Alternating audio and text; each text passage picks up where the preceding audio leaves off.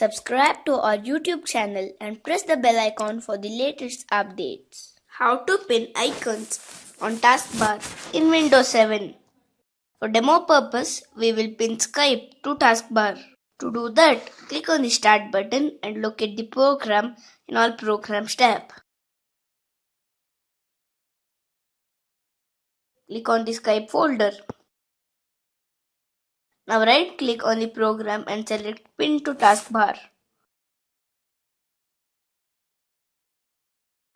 This is how we can pin icons in Taskbar on Windows 7.